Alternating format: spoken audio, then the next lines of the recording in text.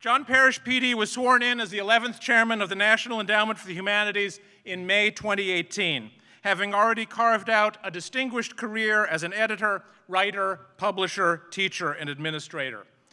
The son of a doctor and the director of medical records at the local hospital in a small town in Mississippi, John began his academic career in the sciences at Vanderbilt, taking so many science courses that the degree in English he was ultimately awarded was a Bachelor of Science rather than a Bachelor of Arts. He was subsequently lured back to Mississippi by Bill Ferris, who had established a Southern Studies program at Ole Miss, and who later became one of John's predecessors as chairman of the NEH. John began his editing career while pursuing his master's degree in Southern Studies, working as a part-time editor for such publications as Crossroads, a journal of Southern culture, and the Mississippi Folklore Register. This career path continued with his position as editor at Mercer University Press, where he acquired and edited more than 25 books, as the director of communications at Millsaps College, where he was the founding editor of Millsaps Magazine, and later as publisher at the Virginia Quarterly Review. His career in the federal government began with an 8.5-year tenure at the National Endowment for the Arts under then-chairman Dana Gioia, whom he had met when Gioia came to Mercer University as a visiting writer. John made his mark at NEA, managing a landmark program, Operation Homecoming, which offered writing workshops for U.S. troops in Afghanistan, Bahrain, England, Italy, Kyrgyzstan, and the Persian Gulf. He also spent several years directing the NEA Big Read.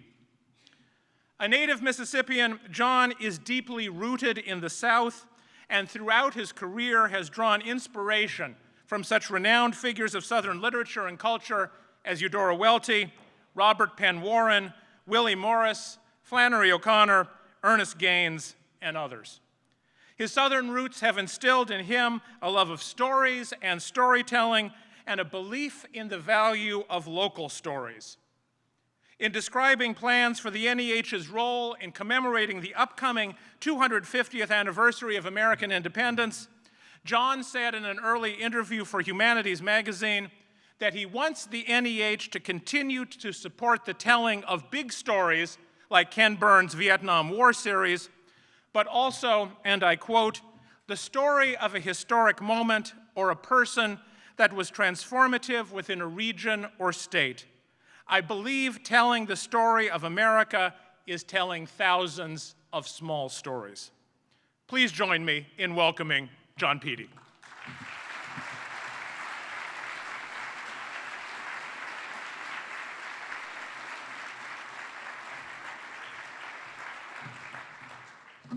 Thank you for those kind words, Bill.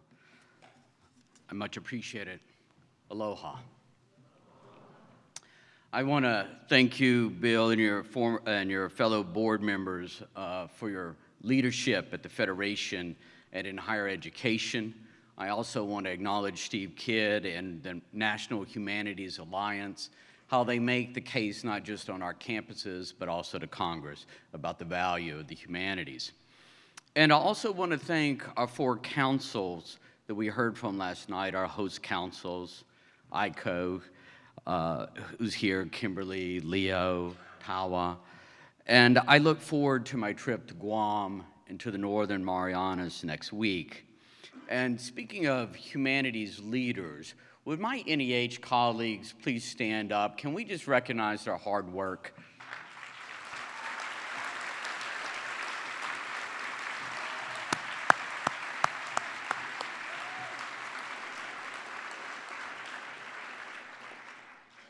And there's one more person to acknowledge, Esther.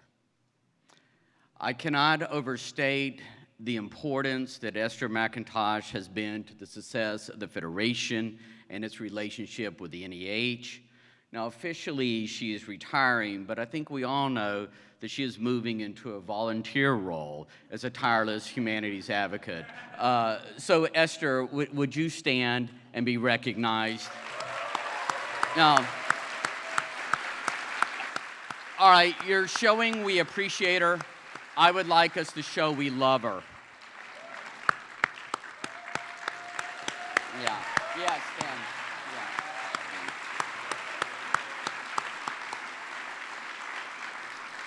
Thank you, Esther, for your leadership, for your dedication, your goodwill, your wisdom, your friendship. You have shown us the way, and I know the Federation will be in good hands because of your legacy there. And I want to say that I'm honored to come before you for the third time to deliver this annual address. And each speech hopefully builds on the one before it, as I think often in trilogies. And thus, I want to use this occasion as an opportunity to revisit a few key points and to expand on my previous thinking. And since you first extended the hand of friendship to me some almost 3 years ago, I've traveled to 38 states to be with you, and also, of course, our home council in D.C., and I will be adding the 2 oceanic territories next week. And though we did not plan it this way on purpose, as I was looking at my travel the last 2 or 3 months, I've traveled to the easternmost state, Maine, to the northernmost state, Alaska, and to the southernmost state of Hawaii. And there's a complicated bit of thinking when it comes to the West, and it involves the prime meridian, and that makes Alaska's Aleutian Islands actually west of Hawaii. But we need not get into that matter, because whatever is your West, we have been to both recently. And the endowment is coming to you. I am, my colleagues are, we are coming to you to learn from you, to hear from you, to be in relationship with you. And I'd like to begin, when I think of relationships, where so much begins for me, which is to say with poetry.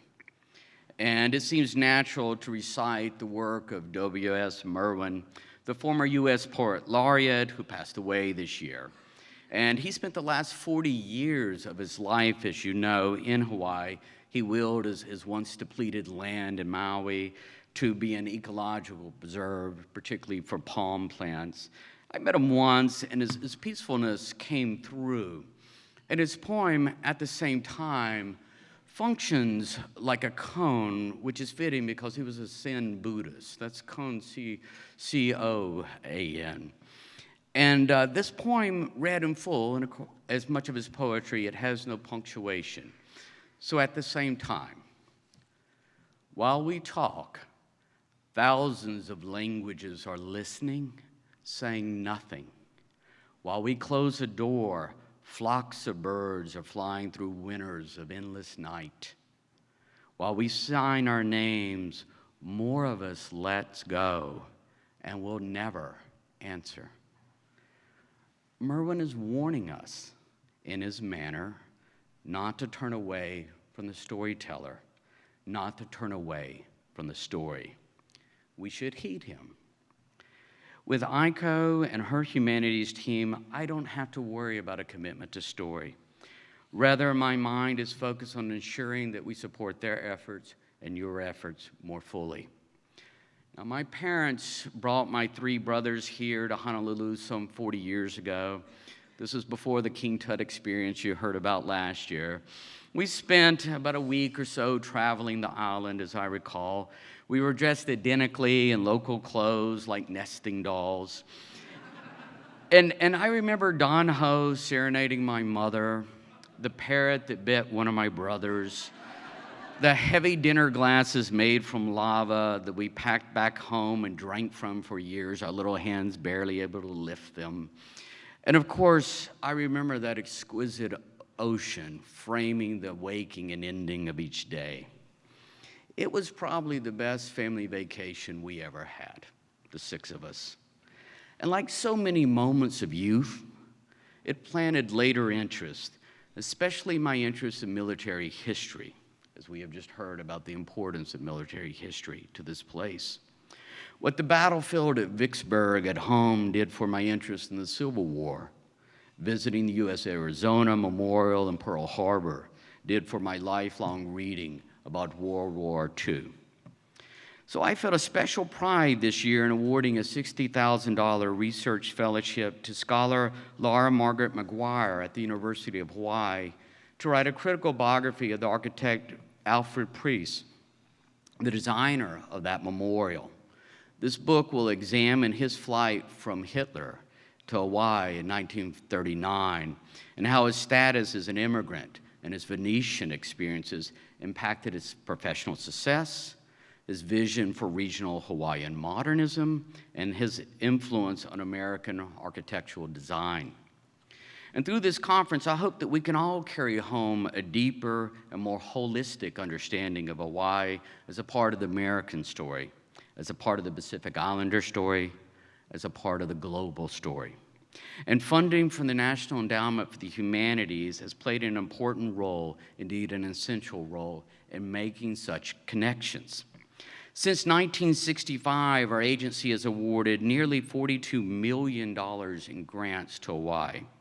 In the past decade, the Hawaii Council for the Humanities received $5 million from our agency to support programs across its islands. And in particular, I want to affirm just 3 of the Council's many programs: the Hawaiian History Day, of course, the Mother Read, Father Read Hawaiian Family Literacy Program, and the Try, Think, Reading, and Discussion programs, which includes an innovative program called P4C Hawaii. And it's a community discussion program that mobilizes philosophy for children to encourage reflective communities of inquiry. NEH has awarded major direct grants to the state too. Just in this area, just in Honolulu, we have awarded in the past few years grants to numerous organizations, including veteran reintegration programs at the University of Hawaii, and a multi-year project to greatly increase the descriptive metadata for the Pacific language material within the University of Hawaii at Manoa Literary Pacific Collection at the library. We have funded K-12 teacher and university institutes at the East-West Center, Native Hawaiian Cultural Resources Access at the Manoa Heritage Center, a grant to the Bishop Museum to develop a master preservation plan for the world's largest Hawaiian and Pacific archaeology collections, and 2 grants totaling almost $500,000 for a group of permanent exhibitions, including interactive experiences at the Ilani Palace of 1882.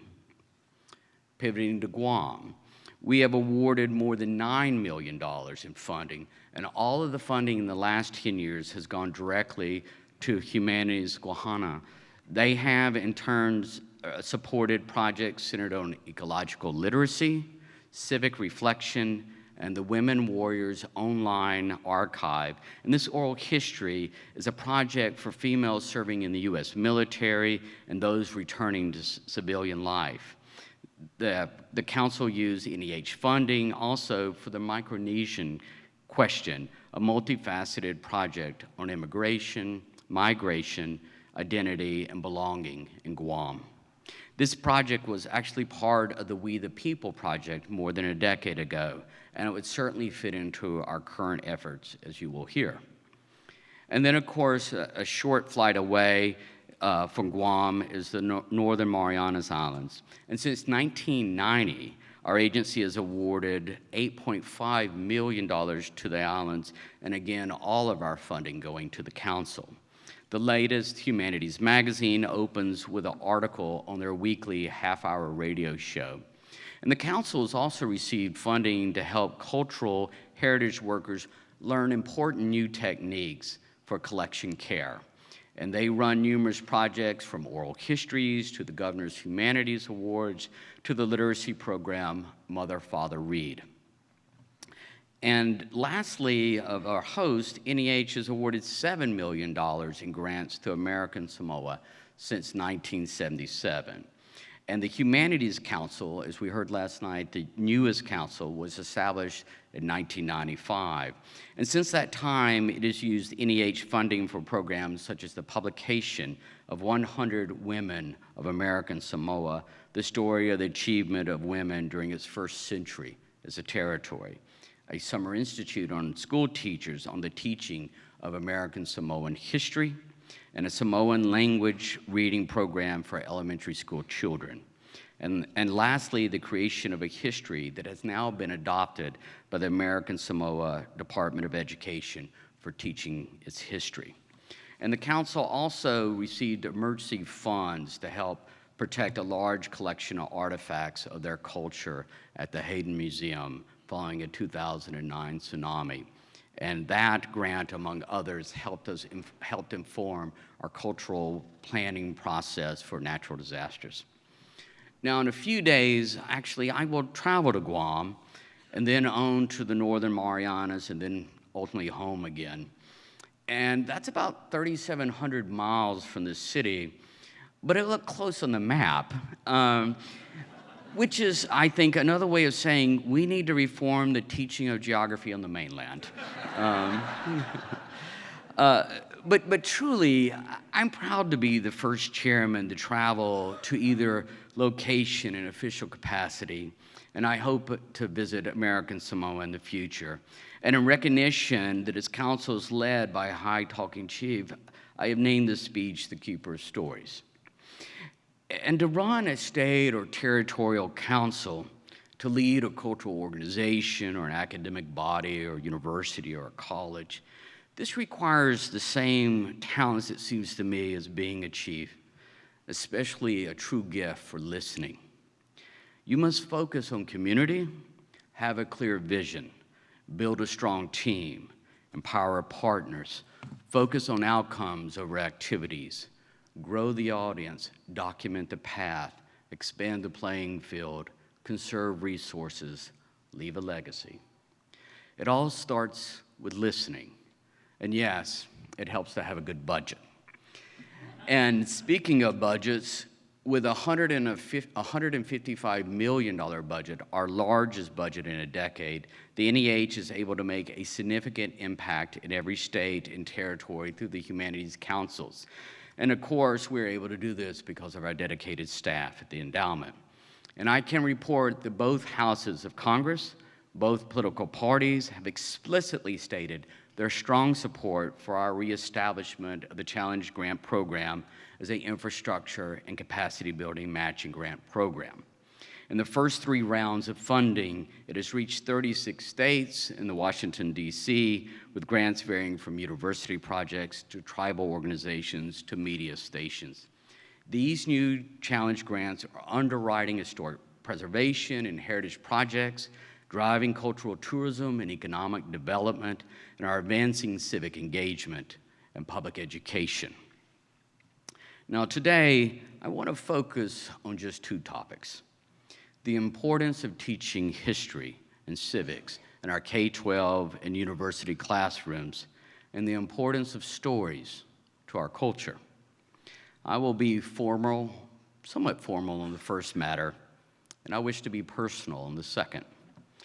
As our nation approaches the 250th anniversary of nationhood in 2026, NEH encourages projects that promote a deeper understanding of American history and culture, a comprehensive understanding that advance civic education and knowledge of our core principles of government.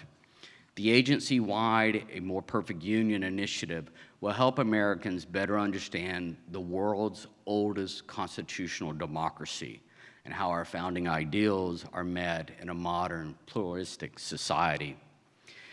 NEH welcomes consideration of diverse topics of American history, from Native American culture, from indigenous culture, rural life, to the rise of the industrial city, from the Civil War to the Cold War to the Civil Rights Movement, projects that examine foundational documents of U.S. history, as well as projects that examine the objects, places, traditions, events, customs, individuals who collectively shaped our states, our commonwealths, territories, nation. Applications about contributions of underrepresented communities are particularly welcome. And this project, as it says on our website and various releases, it encourages projects that strengthen the humanities infrastructure to make it available to future generations, that advances civic education and knowledge, again, of our core functions of government, and that helps our nation, not just those of us that are in higher education, but across the nation, across generations, helps Americans to understand the experience of service members and veterans and to assist them in the transition to civilian life. And this focus at the national level is through the U.S. Semi-Quincentennial Commission. We are advisor to that commission, but we operate independently as we always have.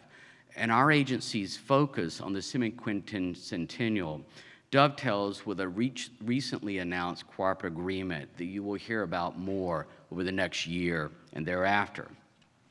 The NEH, in partnership with the U.S. Department of Education, has awarded a $650,000 cooperative agreement to the Civics Education Group, Civics, and its partners at Arizona State University, Harvard University, and Tufts University.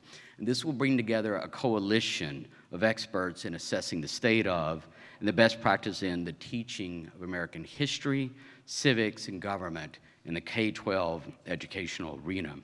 And I want to point out the $650,000, all of that funding comes from the Department of Education, and our agency is in charge of selecting the grantee, monitoring their progress, and overseeing the awarding of those federal funds.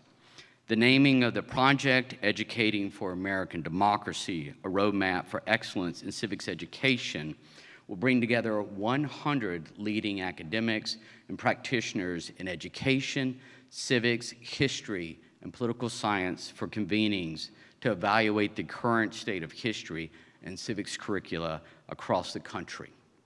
Informed by these discussions, the group will issue a roadmap for excellence that will underline for teachers, schools, and districts the high-level priority in civics education and will recommend instructional strategies. And as our nation looks back on its own history of some 2.5 centuries, it is critical that our K-12 educational system teaches the rights and responsibilities of citizenship and the democratic principles upon which our nation was founded. And we will not, I should say this, is rather important thinking of the history of the endowment, that we will not be issuing in any way national teaching standards. I think the outcome that everyone is looking for is A, to bring greater awareness to civics education and the importance of teaching civics, and B, how to deliver that knowledge for students. If we do A and B successfully, then there's certainly a possibility that it may impact teaching standards down the line, but that is not an outcome we are pursuing. That may be a byproduct of bringing greater awareness to best practices. Now, when I first began discussing some 2 years ago the importance of civics education with you and with others, I will admit that some corners of the academic community were neutral about the topic, about the objective, because it sounded like a return to a seemingly outmoded pedagogical model. And I understand those concerns, even if I don't share them. I'm indeed thinking about learning from historical facts and figures, but I insist that we do so in the context of what they mean to the greater narrative and the larger history. For those who worry that I am recommending a 20th century solution for a 21st century problem, rest assured that I am not. I am, in fact, recommending a 19th century solution. Yeah. For on the topic of moral growth, on the topic of national moral growth, Frederick Douglass wrote, "A battle lost or won is easily described, understood, and appreciated, but the moral growth of a great nation requires reflection as well as observation to appreciate it." I stand with Douglass, and that means that I stand with you. I cannot escape the inherent contradiction in the fact that we are expecting young adults of our nation to defend representative democracy Even with their lives on battlefields, we're expecting them to defend our three branches of government, and yet we no longer deign to teach them its core principles, nor its core attributes, not the least of which is the tremendous capacity for self-correction. One need only to watch the forthcoming NEH-funded PBS documentary on the 19th Amendment to understand how our system of government uses the ballot box to affect societal change.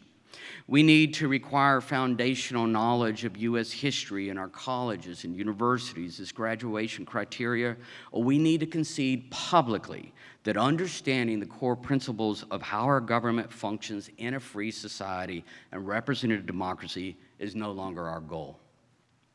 There are many ways such knowledge can be conveyed in and outside of the classroom, whether in high school or community college or a four-year institution. It need not be a class for credit.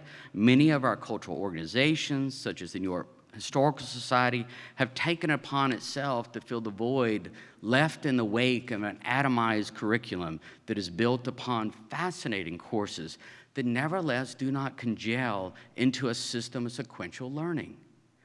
So yes, I am actually advocating for introductory survey courses, but please don't hear me beckoning back to a rather uniform manner that civics was taught a generation or two ago.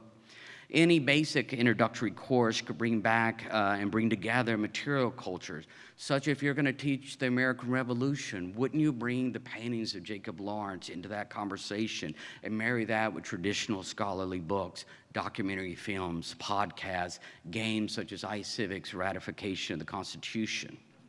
There is ultimately no excuse for U.S. history to be out of favor, out of touch, or out of the curriculum. We are past the tipping point in terms of the dominance of the humanities and the undergraduate curriculum, culture, and communities. But the humanities diffused are still the humanities everywhere. We have to tackle big questions, such as what are the habits of mind we want to instill in young people? We have identified the problem over and over, the decline of civic education and the rise of historical illiteracy. Now we must move anew toward the solutions to be found in the humanities. There is nothing more in the wheelhouse of the humanities, of the liberal arts, than uniting people through the development of their minds. The humanities unveil lives, reveal cultures, explain nations to themselves and to the world. The cultural argument I am making is that the humanities are most relevant when they are in the public sphere. If the humanities are to live only within campus walls, then that's an impoverished vision of the humanities, and it's not even democratic. We need the humanities everywhere. Access is important to me, as you know, is important to you, as I know. Coming from a rural state, from a small town, I cannot overemphasize the importance of allowing people, especially students, to have the arts and the humanities in their lives. And there should be no economic barrier to this. I have committed to civic engagement as an anchor of my chairmanship, which is to say I have committed to access to knowledge across the 7 grant lines with my colleagues. Now, when I wrote, and this section is called Toward a Conclusion, by the way, to make you feel better. Toward a Conclusion, the importance of story. When I wrote Deadline Journalism, I was fixated on learning the rosebud moment for each person that are profiled. Rosebud, that's a reference from the movie Citizen Kane. I won't explicate it beyond saying that it refers to a defining moment, and most of us have had such a moment or will have such moments in the fullness of life. The American South is, of course, part of my rosebud.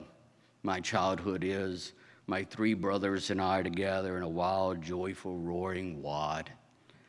As the NEH embarks with Civics and its partners to develop a roadmap for teaching civics, I have turned more and more my mind to how organically our learning used to come together in the classroom, in the conversations in our yards and neighborhoods with veterans, on family vacations to historic places overrun with tourists. Yes, there were major gaps in those stories being told and through what lens those stories were told, and we cannot forget that.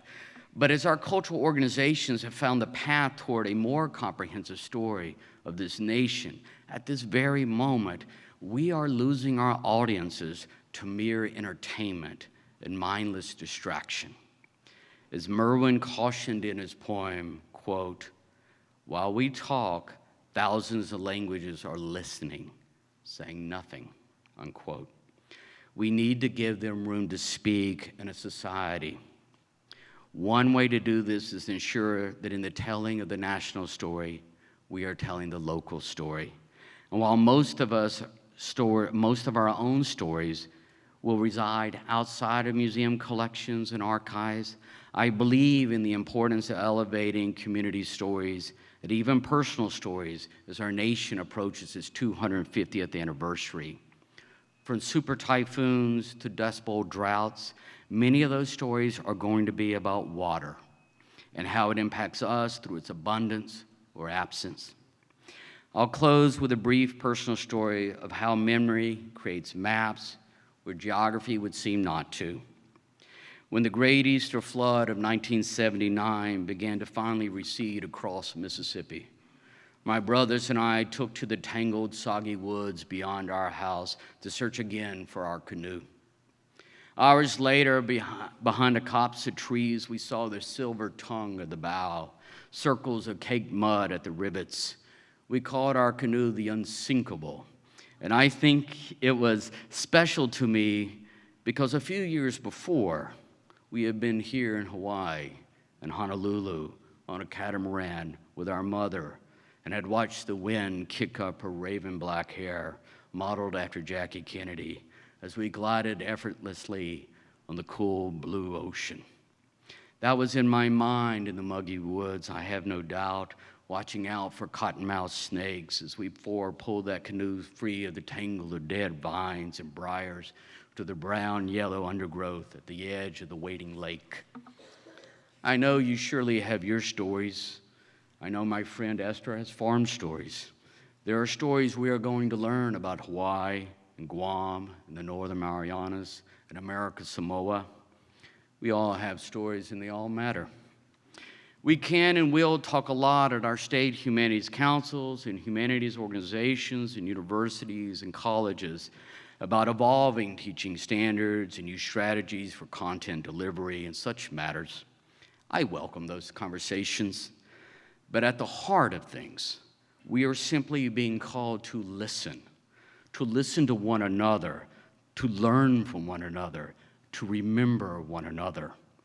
Standing here more than 40 years beyond the moment with that canoe and still with the dirt of that place under my fingernails, how could I not believe down to the marrow of my bones that the telling of even one family story is the telling of America's story? And if I believe it for my community, how could I not believe it for yours? Indeed, how can I not believe it even more for your people in place? For my colleagues are traveling this vast nation from eastern Maine to the northern Marianas, and we have seen the edges and the outline of your journey and the magnitude of it and the bravery of it and the essentialness of it and how it unfolds even now in large and unexpected and magnificent ways. And when I think of the necessity of the humanities and the necessities of civic education, of engaged citizenship, the necessity of civility, of mutual respect, the necessity of historical literacy, the necessity of the liberal arts themselves, it is another way of saying the simple, essential truth that your story matters, that your place matters, and it has always mattered.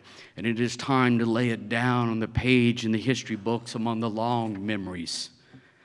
On that magical day, my brothers, beneath the heat of the beating sun after the flood, beyond the voice of our mother, I could not discern and still don't know what it was we were exactly trying to free, whether it was that muddy, sunken canoe or some version of ourselves loosened at last from the limitations of our time and place, loosened from our own narrow self-interest and self-conceptions, loosened and free as we briefly were here on the porch of Oceana in this wondrous, verdant state of Hawaii, where time itself is so porous and history itself is so alive that to arrive and depart has no linguistic separation, For in a land rich with stories, there is no difference.